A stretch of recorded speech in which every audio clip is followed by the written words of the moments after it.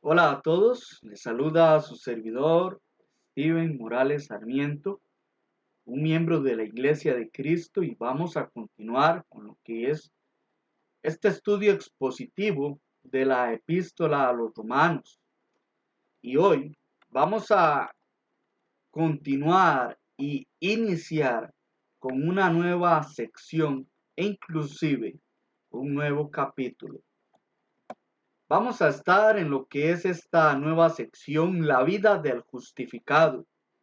Si bien es cierto, recordamos que en las lecciones anteriores, del capítulo 1 hasta el capítulo 11, nosotros pudimos ver cómo se muestra la justificación del hombre, cómo el apóstol Pablo en diferentes maneras busca mostrar argumentos para que las personas a quienes escriben vean que el hombre es justificado por medio de la fe obediente al Evangelio, los pone en una misma posición y que comprendan la importancia de ello y de que todos vamos a ser justificados por lo que es el Evangelio.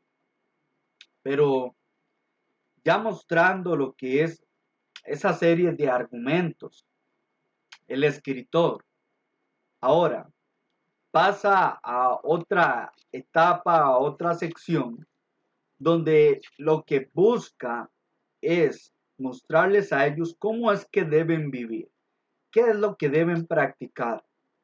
Y esta sección se va a ver reflejada desde el capítulo 12, versículo 1, hasta el capítulo 15, versículo 12.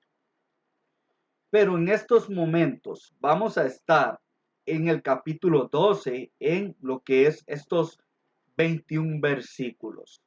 Y vamos a ver que aquí hay una información sumamente valiosa para la vida de los cristianos, todo aquel que desea obedecer. Entonces, vamos a iniciar en estos momentos con lo que es esta sección.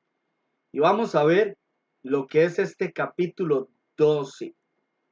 Y lo que vamos a iniciar es hablando de un sacrificio vivo.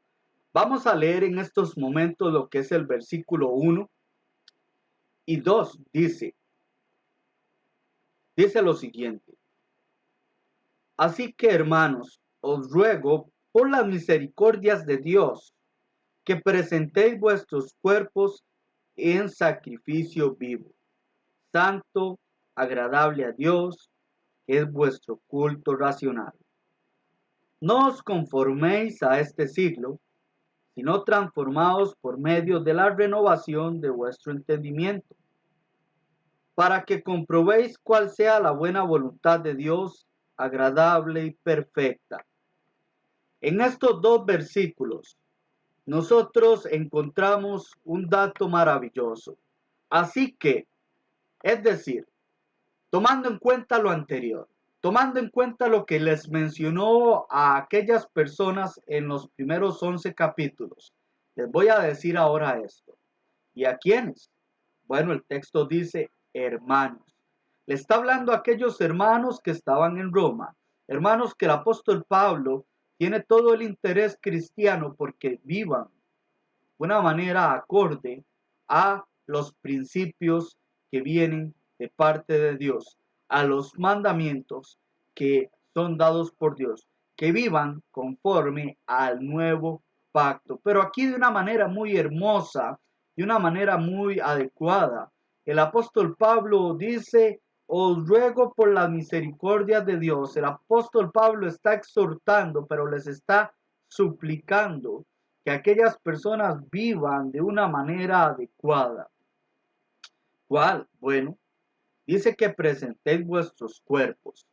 Toda esta frase que presentéis, presentar vuestros cuerpos en sacrificio vivo. Vamos a ver a qué se refiere esto. Pablo aquí en esta súplica habla que ellos presenten su cuerpo en sacrificio vivo, donde lo que hace referencia aquí, siendo en sentido figurado, puesto que está hablando de todo el ser del cristiano, no solamente el cuerpo, pero va a utilizar esta palabra por el lenguaje que está utilizando, que es el lenguaje levítico. Quiere que el cristiano se presente de aquí, se presente de una manera adecuada a Dios, que su manera de vivir sea como un sacrificio vivo, que esta es la manera viva del cristiano, o es la manera de vivir del cristiano. Aquí por supuesto que hay un opuesto al sacrificio levítico. ¿Cuál? Bueno, es un simple opuesto que tiene que ver con que el sacrificio levítico lo que hacían era matar a aquel animal. Lo opuesto es que nosotros no debemos hacer eso con nuestras vidas. Está utilizando todo lo que tiene que ver relacionado con la espiritualidad, que vamos a aprender aquí. Pero, ¿qué se refiere a esto? Bueno, tiene que ver con un sacrificio, tiene que ver con algo santo, tiene que ver con algo aceptable. Así que vemos esto. Ya lo vamos a explicar con más detalle, como también la palabra culto racional, que está muy apegado aquí. Esta palabra culto racional quiere o tiene que ver con el sentido de vivir en servicio racional, y esto es algo importante aquí por el opuesto que tiene que ver con lo que es el sacrificio levítico. ¿Por qué? Porque nosotros no nos vamos a quitar la vida, y esa no es la idea del escritor en ninguna manera. Pablo hace aquí una clave transición que en la ética cristiana se debe llevar por todos los cristianos. Después de mostrar 11 capítulos para refutarles a ellos y saber cuál es la justificación, así que entendiendo ellos lo que es la justificación, entendiendo ahora esto, ellos deben buscar hacer lo que Dios ha ordenado, deben andar conforme a su voluntad. Así que cuando hablamos de la vida del justificado, aquí va a ser mostrado en amplitud y tiene que ver con ser una ofrenda completa de nuestras vidas a Dios. Ahora, nosotros debemos ofrecernos a Dios. Un cristiano debe vivir así, pero mucho cuidado.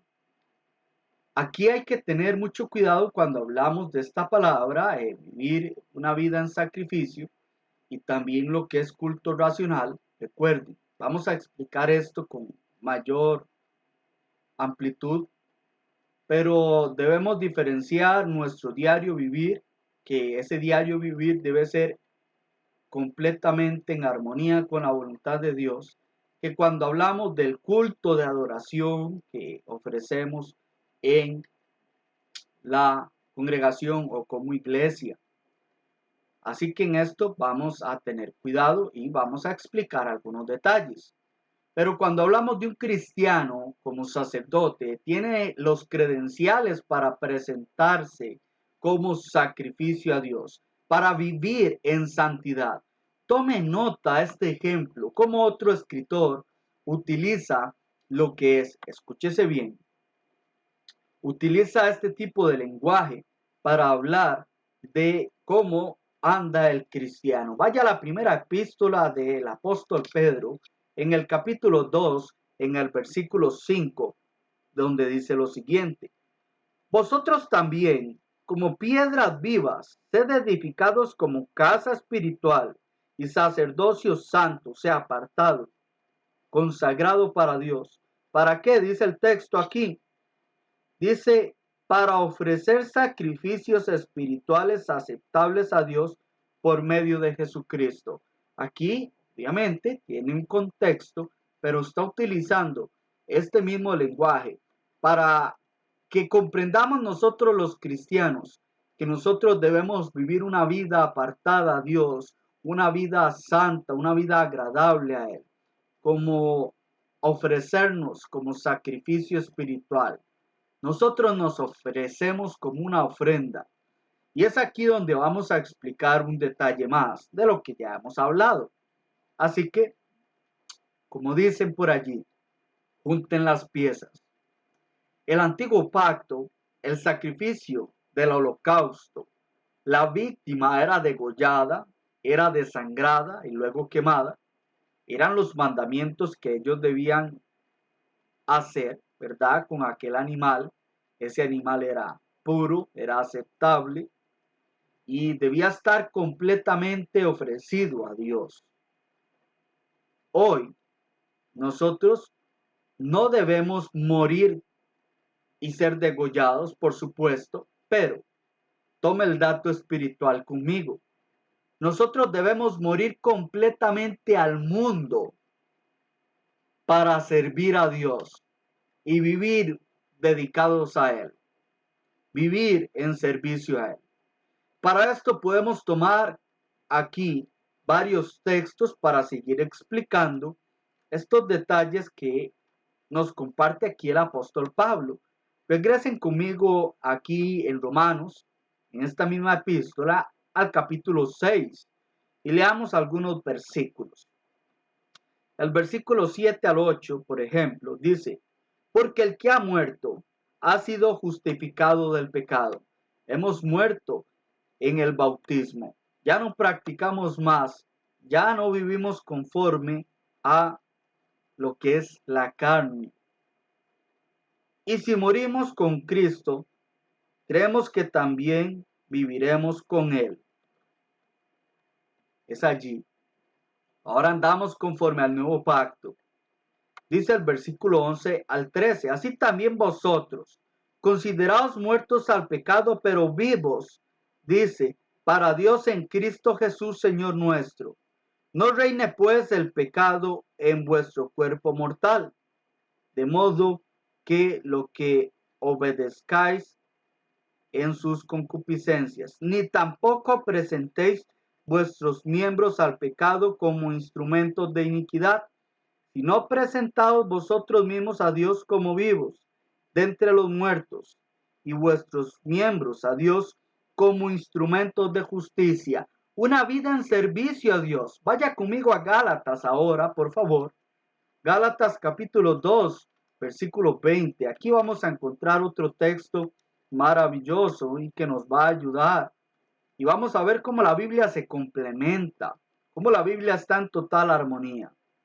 Gálatas capítulo 2, versículo 20. Dice lo siguiente aquí: con Cristo estoy juntamente crucificado.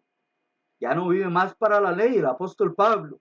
Y ya no vivo yo, mas vive Cristo en mí. Y lo que ahora vivo en la carne, dice, lo vivo en la fe del Hijo de Dios, el cual me amó y se entregó a sí mismo por mí. Vean qué hermoso texto. Desde ese momento todo cambia para vivir conforme a la voluntad de Dios. Colosenses capítulo 3, una carta, una epístola maravillosa, nos dice lo siguiente también. Colosenses capítulo 3, versículo 3. Porque habéis muerto y vuestra vida está escondida con Cristo en Dios. Por supuesto, aquí habla de morir en un sentido, en estos textos, el sentido de morir ya al viejo hombre, morir al pecado, morir a una manera de vivir, y ahora vivimos en Cristo y nos sujetamos a Él. Filipenses 2:17, por último, podemos ver aquí que en este capítulo 2 de Filipenses 2:17 dice lo siguiente: y aunque se ha derramado en libación sobre el sacrificio y servicio de vuestra fe, me gozo y regocijo con todos vosotros. Y asimismo gozaos, regocijaos también vosotros conmigo. El apóstol Pablo vive para Cristo. Está gozoso. ¿Qué es la idea de lo que podemos ver aquí? Bueno, este sacrificio. Nosotros que hemos muerto al pecado y ahora nosotros debemos vivir a o conforme a la voluntad de Dios, ser dedicados a Dios, ser dedicados, ser agradables, ser aceptables a Él. Ahora, ¿cómo sé yo esto? ¿Cómo es que tengo aquí una vida razonada a Él? Un servicio racional. ¿Cómo sé esto? Bueno, debe ser conforme a su voluntad y no a la mía. Conforme a lo que Él ya ha mencionado que nosotros tenemos en el nuevo pacto. Veamos ahora mejor la palabra culto racional para comprender mejor este detalle.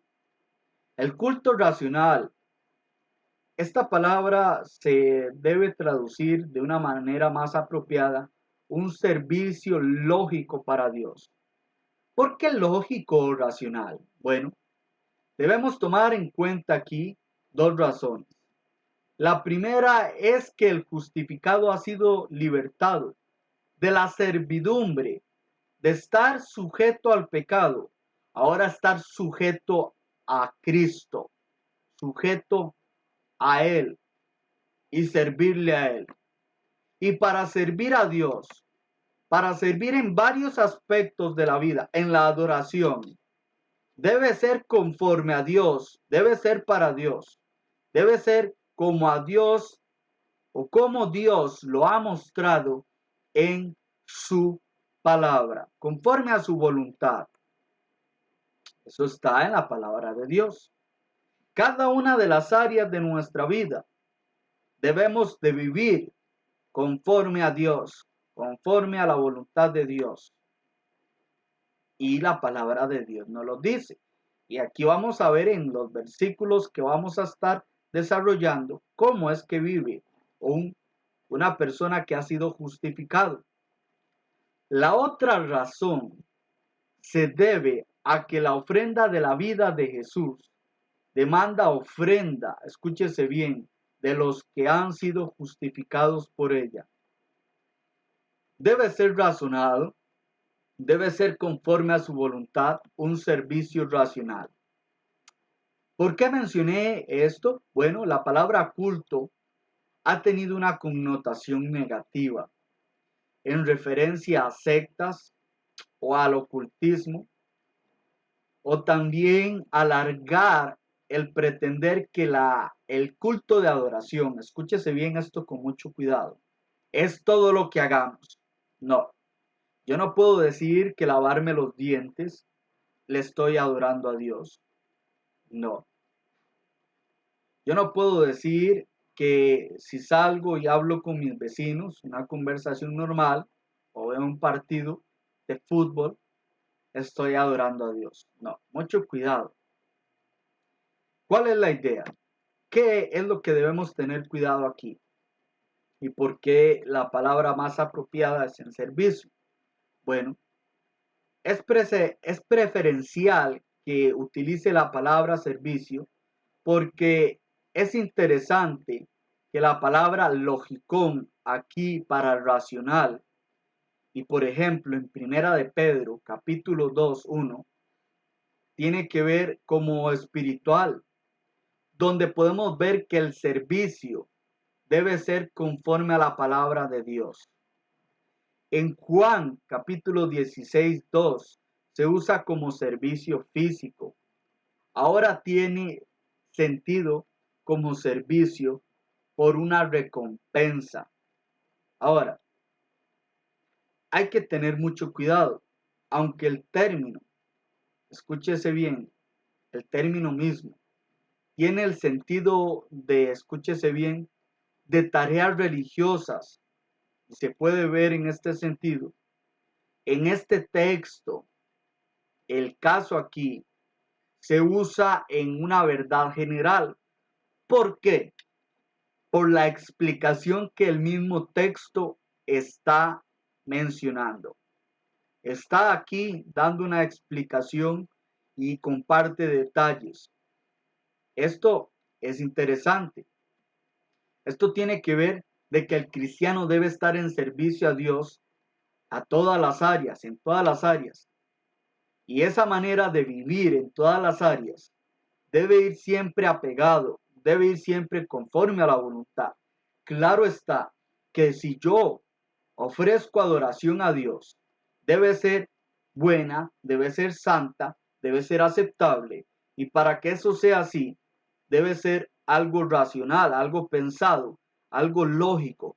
Y eso lógico debe ser conforme a los mandamientos que Dios ya ha dejado en su palabra.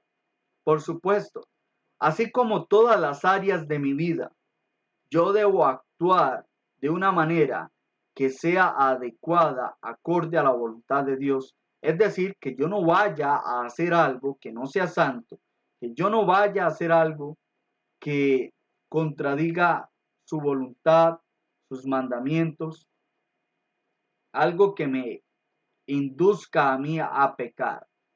No, debo vivir una vida adecuada a Él, como alguien que sirve a su amo completamente en todos los aspectos.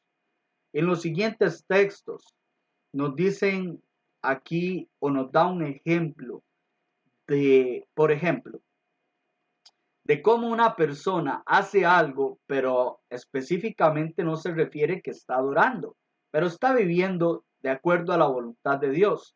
En ese mismo ejemplo que vamos a ver, vamos a notar a alguien que iba a adorar, pero eso que está ofreciendo ya no es adoración.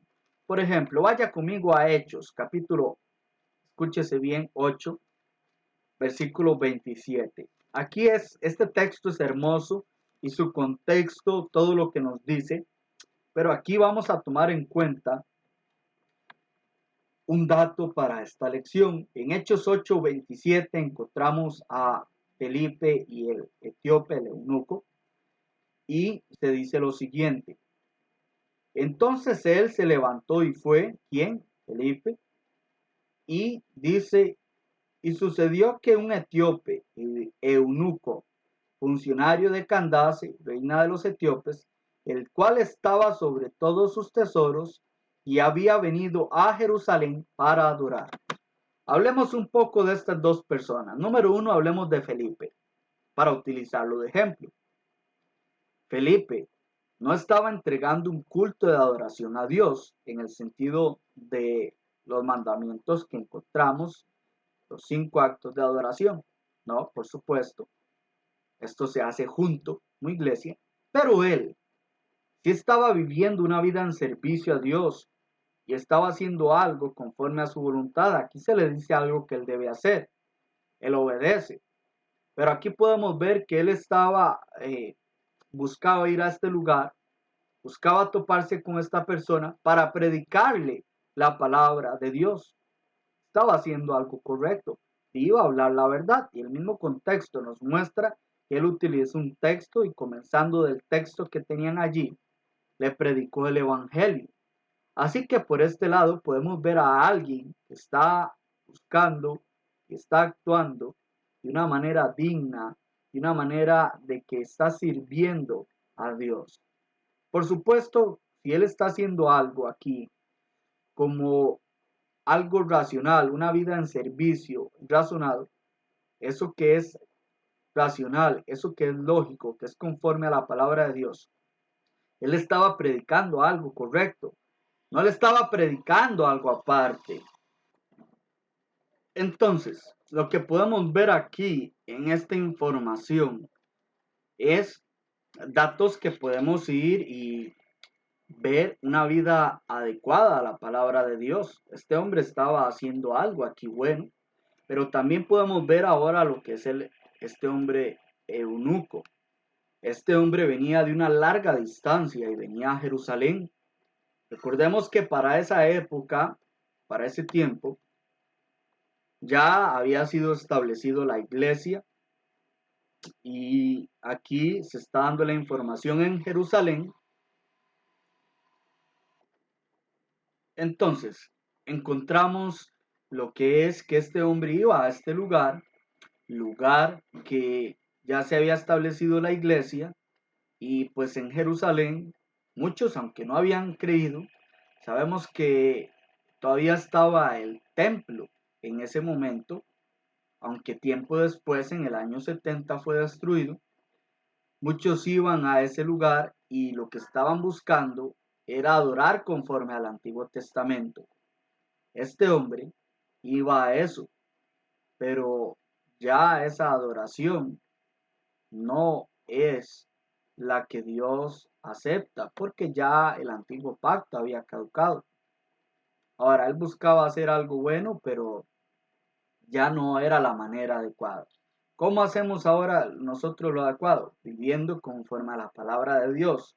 Y esa manera de vivir debe ser conforme al Nuevo Testamento, conforme a lo que se nos ha mencionado ahí. Pero veamos un poco más para poder entender lo que este escritor menciona aquí. Veamos ahora lo que encontramos en el versículo 2, donde se dice: no os conforméis a este siglo, sino transformados por medio de la renovación de vuestro entendimiento, para que comprobéis cuál sea la buena voluntad de Dios, agradable y perfecta. Y es aquí donde va a iniciar lo que es una información donde, si bien es cierto, esta transformación es una palabra que es muy fuerte, es muy necesaria, o es apropiado entender esta palabra. ¿Por qué razón? La idea del texto es que ellos no se adapten a este mundo. ¿A qué? A la mundanalidad, sino que vivan de acuerdo a la voluntad de Dios. ¿Y qué es lo que Él quiere? No se adapten a este mundo, sino, dice aquí, transformados. Esta palabra es metamorfosis, que es lo que encontramos así en su lenguaje griego, y este es el equivalente. Entonces, ¿qué es lo que quiere decir esto? Ya que han muerto al pecado, ahora deben saber cómo deben vivir y cómo ir poco a poco, ir madurando y demás. O sea, sino cambiar, o sea, hacia una forma diferente.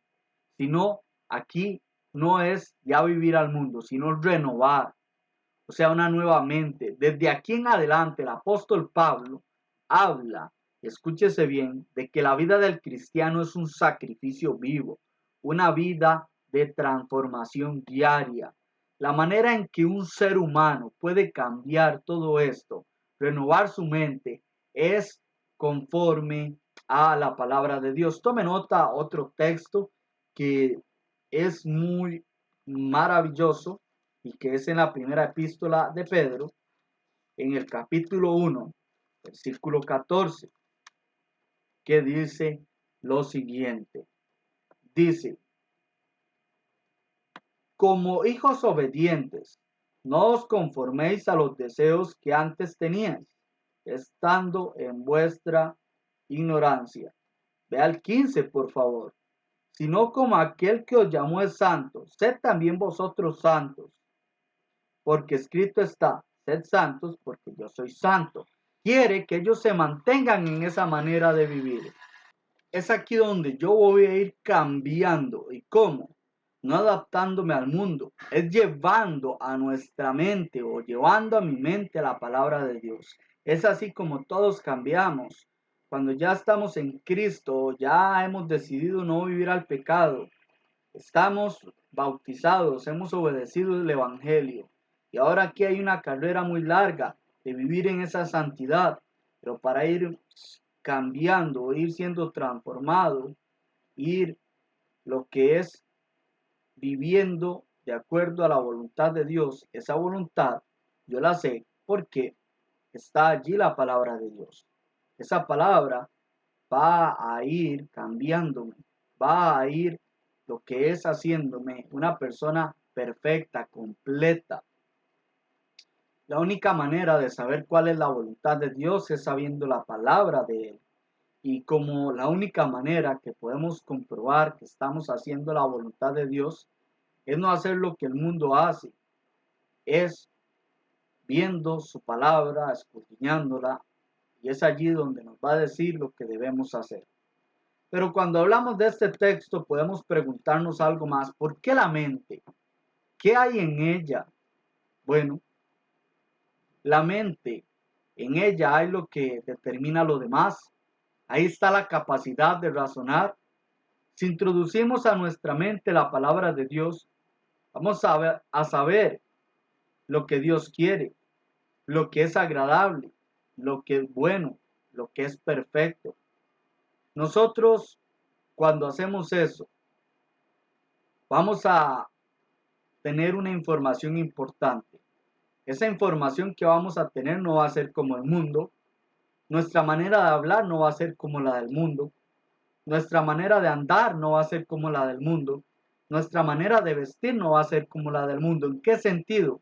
De una manera inmoral, de una manera que vaya en contra de la voluntad de Dios, de una manera pecaminosa, sino que vamos a andar, escúchese, vamos a hablar, vamos a vestir de acuerdo a la voluntad de Dios. Nuestra mente, nuestra manera de hablar, nuestro andar, nuestro vestir va a ser conforme a lo que Dios quiere.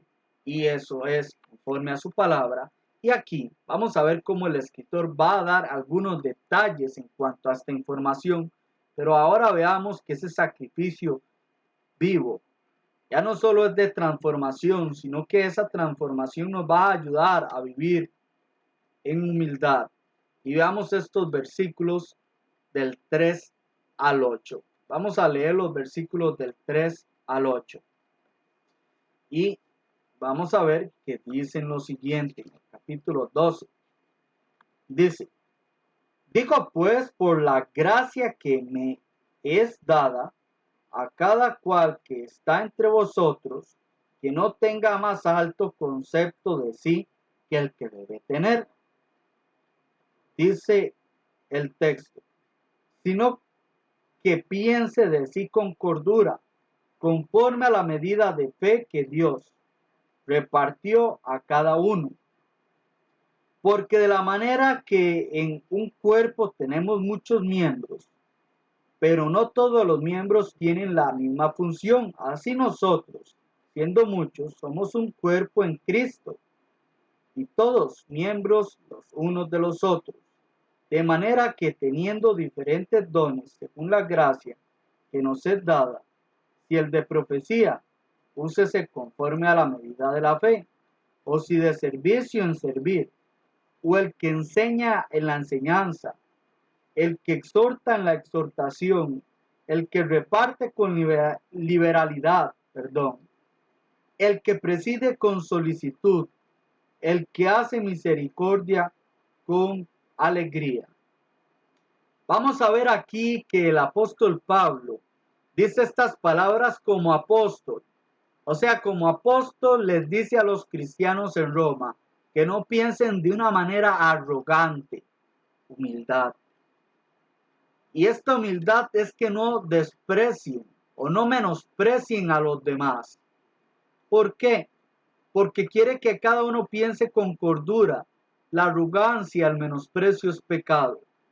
Pensar sabiamente es lo que se debe hacer, conforme a la medida que Dios repartió.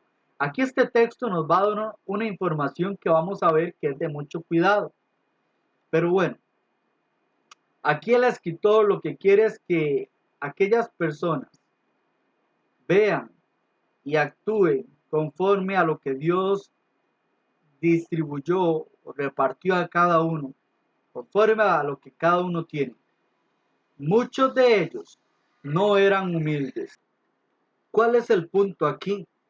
El apóstol Pablo, inspirado por el Espíritu Santo, nosotros vemos que nos comparte la información de que tales personas, aquí habían algunos que no eran humildes en su vida, que estas personas, de acuerdo a lo que ellos tenían, de acuerdo a sus funciones, pues no estaban desarrollándolas de una manera adecuada.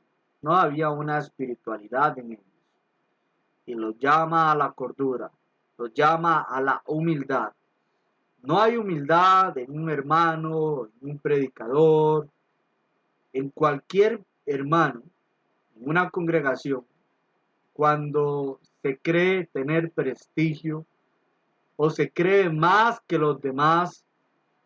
Eso es algo deplorable y algo que Dios no quiere. ¿Cuál medida de fe que fue dada? Vamos a hablar de esta palabra aquí y este texto que tiene su cuidado.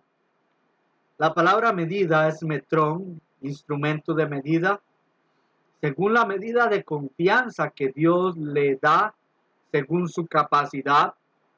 Véase Mateo 25:15. Pero recuerde lo siguiente: es pecado cuando se piensa muy alto de sí mismo. Es pecado cuando se piensa muy bajo de sí mismo.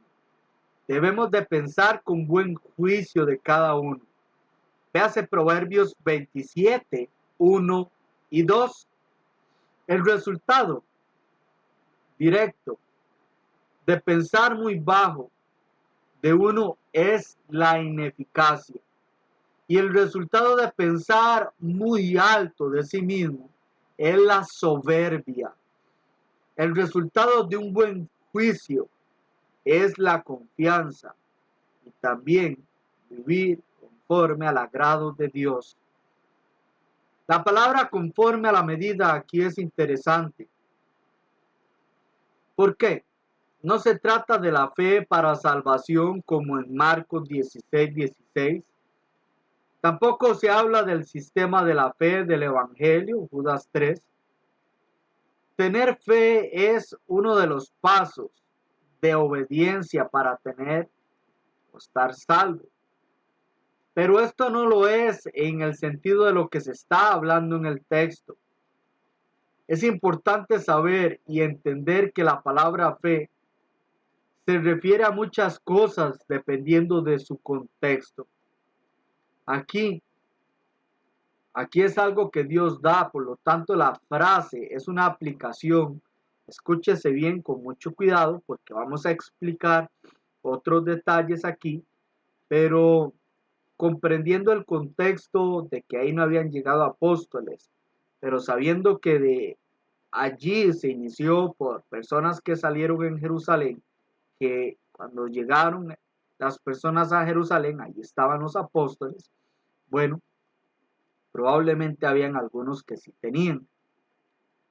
Pero aquí esta frase puede hacer una aplicación principalmente a los dones milagrosos. Escúchese bien, puede hacer referencia a una aplicación principalmente a los dones milagrosos que Dios ha dado según Él quiere. Véase 1 Corintios 12:12. Pero no se dio a todos los cristianos en Roma, ese es el punto. Y uno de los propósitos de Pablo, ¿qué era? Era ir a hacer esto allí, de acuerdo a lo que nos dice en el capítulo 1. Ahora, había unos cristianos en Roma que sí tenían dones espirituales, pero todos los miembros de la iglesia nos pertenecemos y nos debemos unos a otros, así que hay que actuar con cuidado. En el versículo 6 y 7, teniendo diferentes dones, escúchese bien, que ahorita vamos a explicar un poco más estos detalles, porque aquí hay cierta, lo que es debate por este tema. Teniendo diferentes dones, bueno, si hablamos que es en dones milagrosos, hablando de los que tenían esto, según la gracia que nos ha sido dada, o sea, según dados por el Espíritu Santo, véase 1 Corintios 12, 11 al 12, el de profecía, por ejemplo, esto sí era específicamente don milagroso. Vamos a hablar más. O servir, sirva, exhortación, los que lideran, los que enseñan, liberalidad, el que hace misericordia. ¿Cuál es el punto de estos detalles que uno diga, servir? ¿Cómo que el servir? Es aquí donde se entra lo que es ese asunto. Todo lo que hacemos es importante y cuál sea el don que la persona o característica que la persona tenga, no debe pensar que es mejor que los demás. Por supuesto, los dones milagrosos no están en vigencia hoy, eran en el siglo I de la iglesia. Así que la aplicación de este texto debe ser en que lo que nosotros hagamos no debe ser de una manera arrogante, sino pensar con cordura. Pero Aquí la idea, como mencionamos, es que no importa lo que tengamos o lo que tenemos, todo lo que tengamos debemos de ponerlo al servicio de una manera adecuada, dándonos unos a otros y no creyéndonos más que otros. Es el punto aquí. Por lo tanto, todo lo que somos y todo lo que tenemos, debemos hacerlo con una alegría, con una manera adecuada.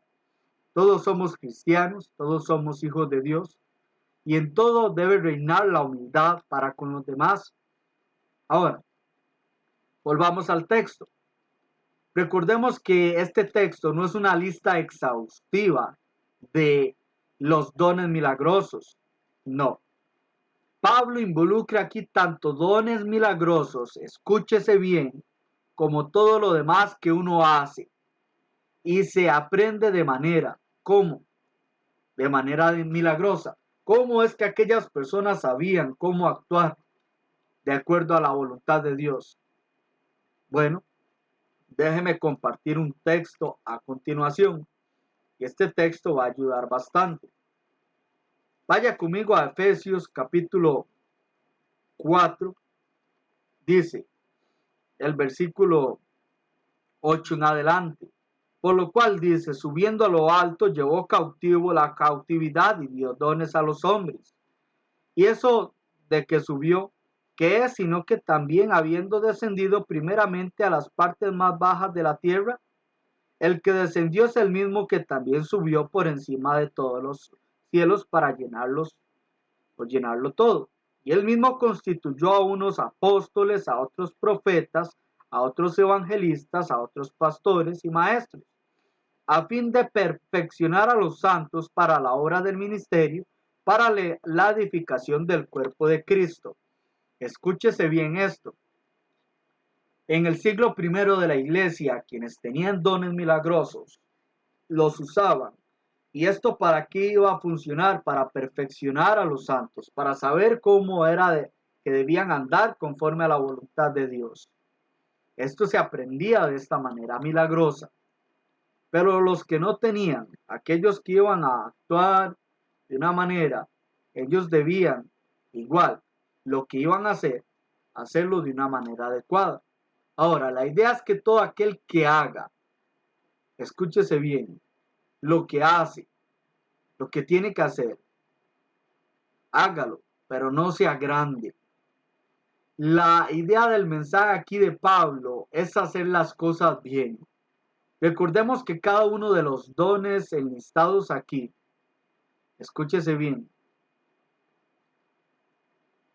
podemos ver que la idea principal, cómo todo esto se dio de la manera de andar, era milagroso.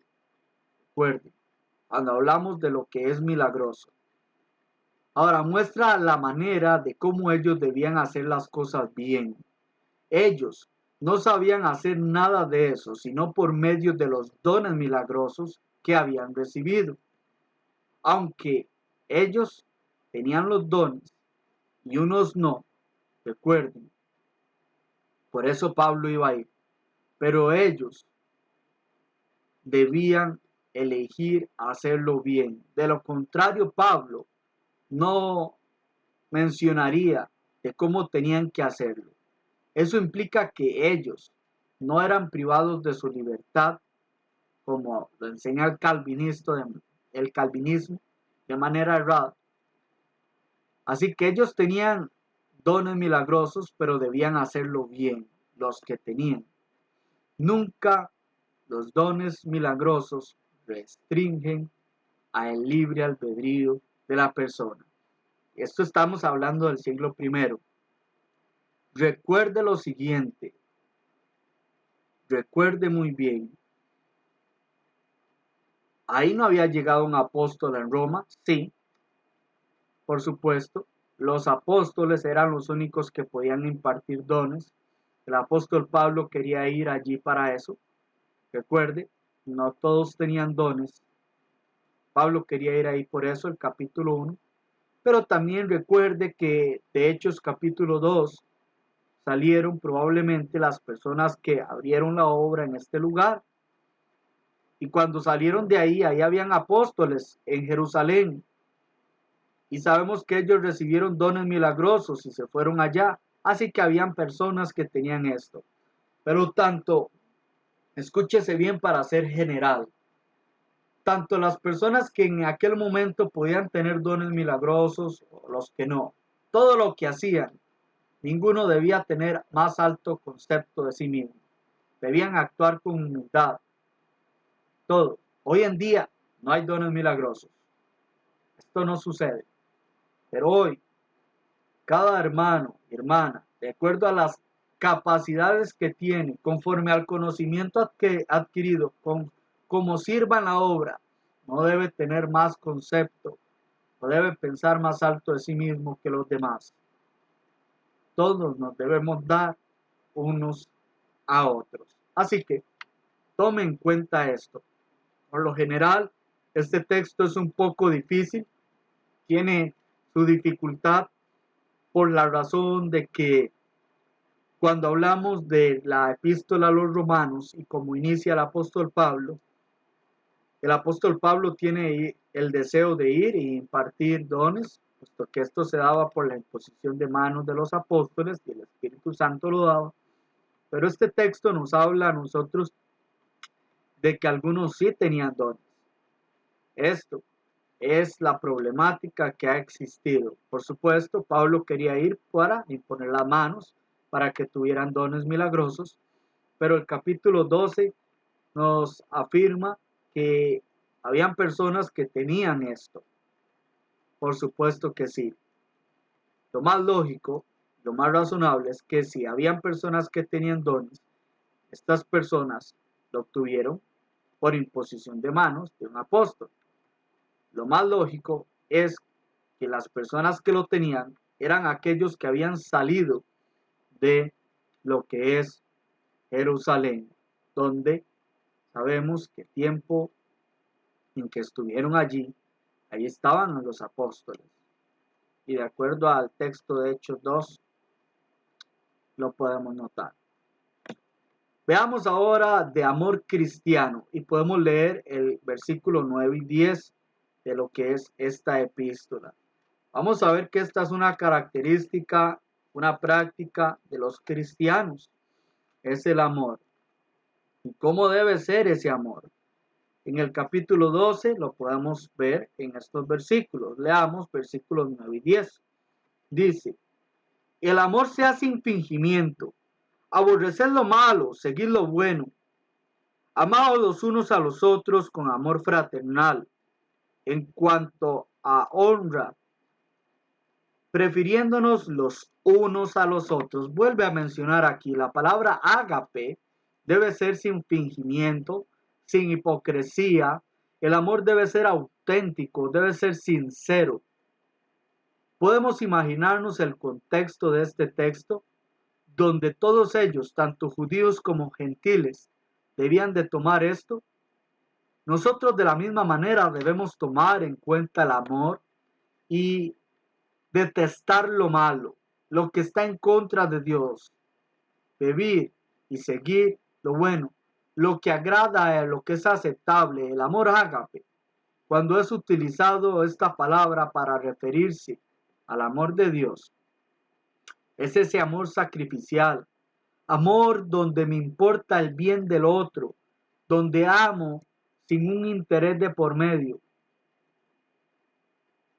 Así que si amamos, vamos a detestar lo que es malo. En el versículo 10 dice, amados, aquí es ser afectuosos, de cristiano a cristiano, ser cariñoso, estorgue, es amor de familia. La idea aquí es amor muy tierno. La idea aquí es el amor más allá de la familia. Y es necesario amarnos. El amor entre cristianos es superior a cualquier amor, puesto que somos de esa familia espiritual. En cuanto a honra, en cuanto a estimar, refiriéndonos unos a otros, el amor es necesario. Veamos por ejemplo, Primera de Tesalonicenses 4:9. No tenemos excusa, debemos amarnos. Dios nos ha dado ejemplo de cómo amar, dándolo todo, y podemos verlo allá en Efesios 3:14, vestidos de amor, que es el vínculo de la unidad, de la perfección. Y sin algo, debemos buscar nosotros algo interesante en que quiero desbordarme. Es el amor por los demás, pero un amor genuino, un amor perfecto. Así que dejar la arrogancia y el menosprecio es algo que hay que hacer. Aquel que ama su alma lidera el camino en traer a otros, poniendo el amor a otros por delante que uno mismo. Nos interesan los demás. Hay que mostrar ese interés. La instrucción a los cristianos no es quién tiene mayor honra, sino quién puede conferir la mayor honra a otros. La vida del justificado se expresa de diferentes maneras que un pensamiento humano, como el mundo quiere ver. Es muy diferente y lo podemos ver aquí. Y una de las cualidades más importantes es el amor y la humildad. Ahora, cuando nosotros vemos aquí, este texto nos habla de trabajo también. En el versículo 11, lea conmigo y dice, en lo que requiere diligencia, no perezosos, dice, fervientes en espíritu, sirviendo al Señor. La vida del justificado requiere trabajar. Esta palabra es solicitud, prontitud, seriedad. La vida del cristiano se toma con prontitud y seriedad, no con pereza, no tardos. Dios espera que sus hijos prioricen sus tareas espirituales, su vida cristiana, a todo aquello que demande de nuestra atención. Así que literalmente el espíritu humano ardiente, que es lo que se refiere aquí, es sirviendo al Señor. Y sabemos que servimos aquí como esclavos al Señor. Él nos ha libertado del pecado. Hemos regresado. Nos ha comprado de regreso.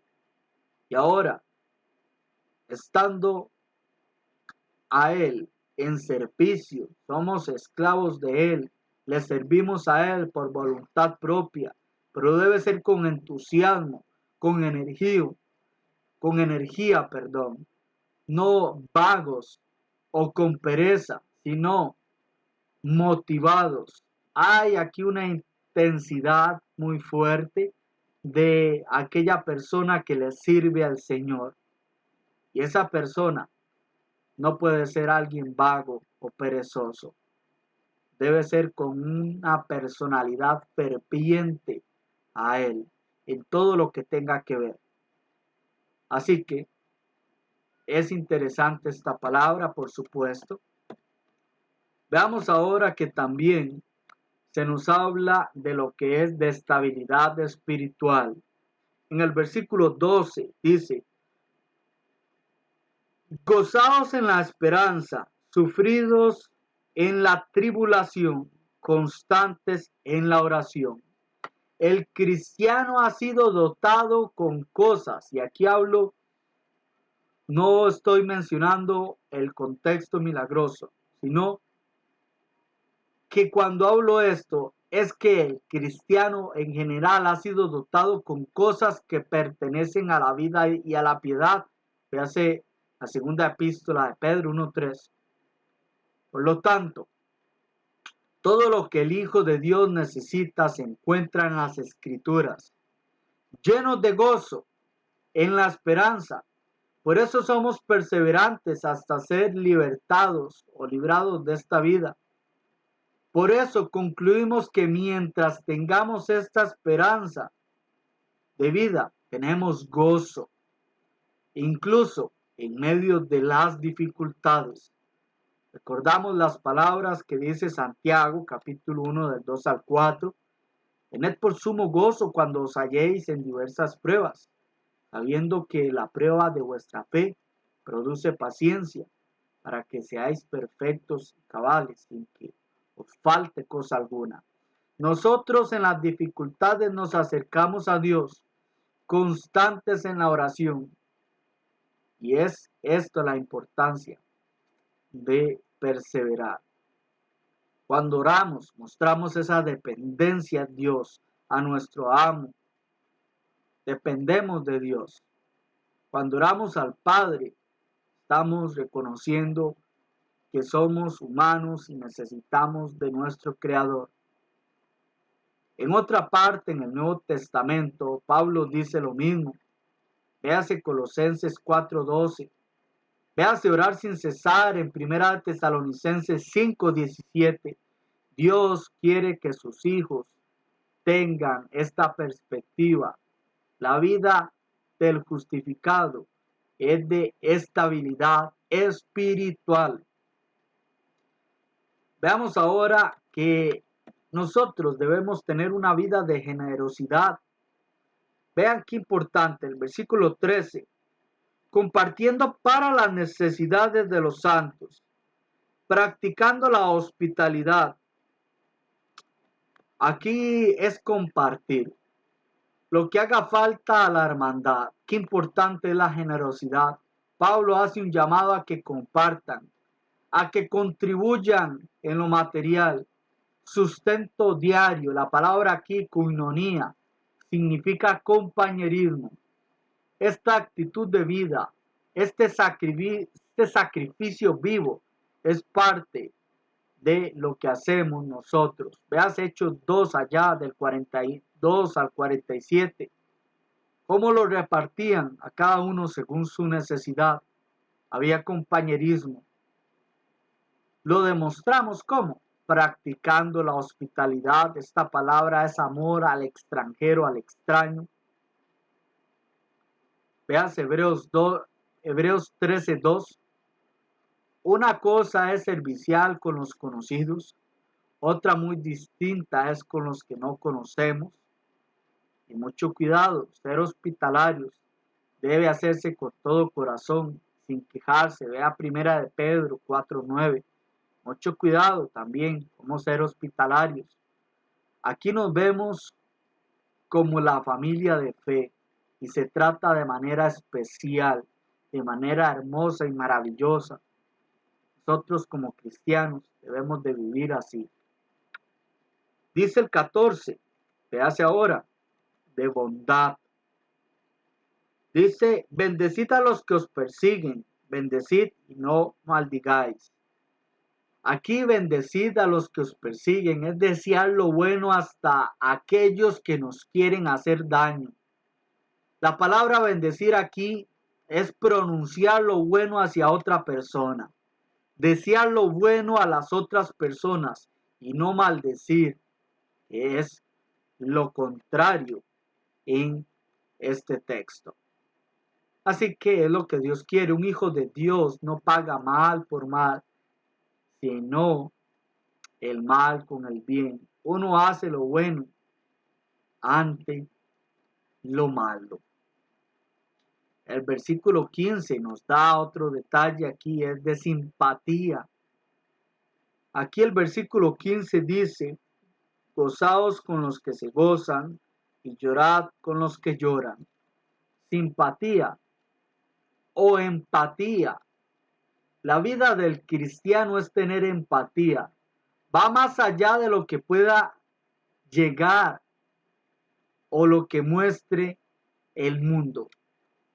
Los cristianos son familia en todo momento, así como Dios es nuestro Padre en todo momento. Nosotros debemos ser cristianos, hermanos, en todo momento. Dios diseñó en el ser humano la capacidad de llorar, desahogar la presión y el dolor que experimentamos. ¿Cuánto más llorar con la familia de la fe?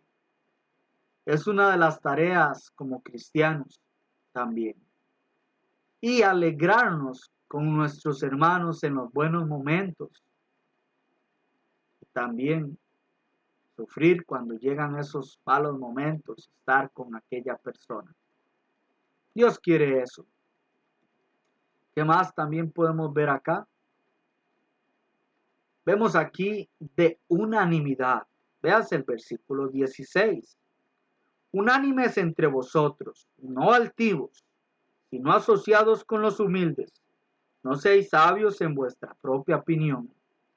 La Biblia textual menciona que es tener el mismo sentir los unos con los otros en vida y en doctrina. La Biblia de las Américas lo dice bien: no sean arrogantes entre ustedes. Es lo que dice la de las Américas. Debe haber asociación los unos con los otros, en pensamiento y en obra. Se debe pensar con cordura, no con altivez. Asóciate o asóciate con los humildes. Actúa con ellos, piensa con ellos. Además de unión, implica respeto y libertad. Debemos respetar la opinión de los demás. La idea de lo que Pablo quiere decirles es que se asocien con los humildes y que no sean arrogantes o jueguen de superiores con ellos. Aquí se contrasta la arrogancia con la humildad. Así que se debe actuar con humildad y no ser sabios en nuestra propia opinión, donde el creerse que es mejor que los demás, sino buscar la unión y compartir con todos. Es lo que Él quiere que entiendan.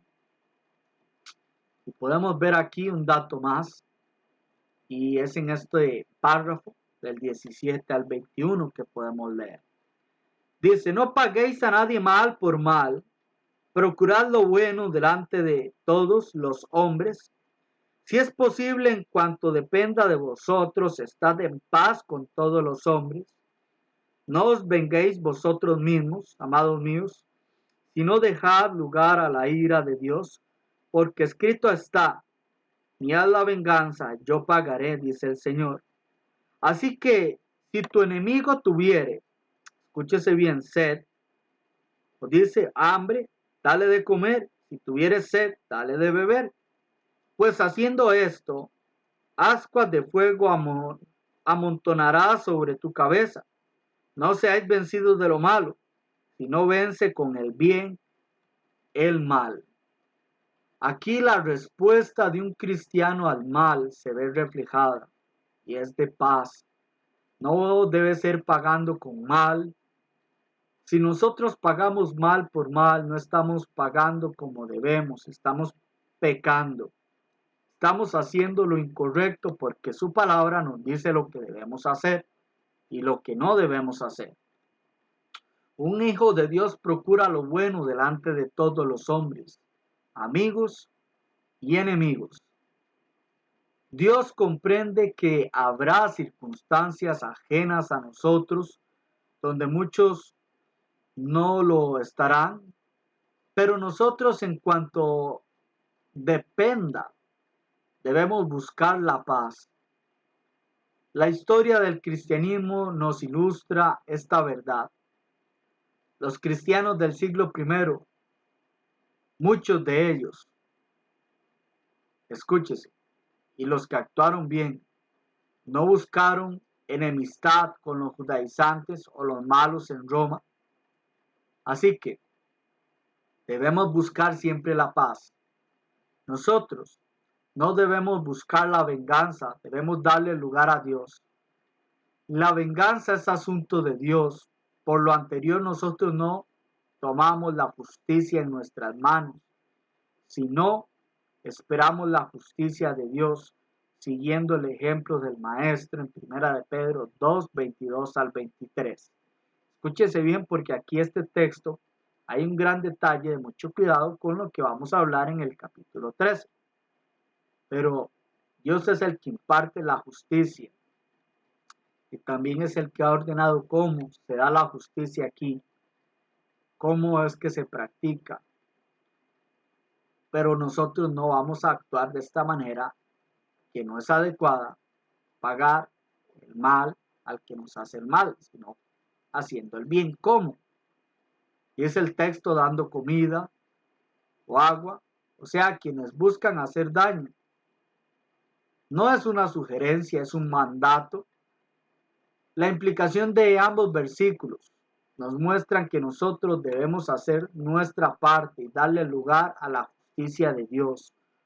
Pablo hace otra citación de Proverbios 25, 21 al 22, y es que es bueno irse a dormir y saber que hacemos lo correcto. La palabra ascuas de fuego, hablemos un poco de esta palabra. El señor A.T. Robertson dice lo siguiente en cuanto a este dato. Se trata de carbones encendidos, carbones al rojo vivo, una metáfora denotando una intensa angustia. Se trata de vergüenza por sus acciones y posiblemente por ello se arrepienta de su mal caminar.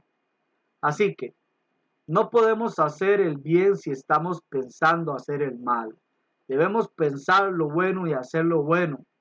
Y es por lo que Dios quiere y nos ordena que actuemos, porque puede tener un fin muy positivo. En el versículo 21, la vida del justificado es una vida de victoria. La vida del cristiano vence con el bien, nunca paga con lo malo. El bien siempre vence porque seguimos el ejemplo de Jesús. Que hace Primera de Pedro 2, 21 al 22. Nosotros debemos buscar siempre lo bueno. La vida del justificado es un sacrificio vivo de paz. Así que con esto nosotros podemos concluir esta lección del capítulo 12, recordando lo importante que es nuestra vida del cristiano y también entendiendo que aunque este texto sea un poco complejo en algunos aspectos, el final o la idea que el escritor, el apóstol Pablo, inspirado por el Espíritu Santo, lo que quiere es que nuestras prácticas en general sean buenas y sean de acuerdo a la voluntad de Dios. Que Dios les bendiga.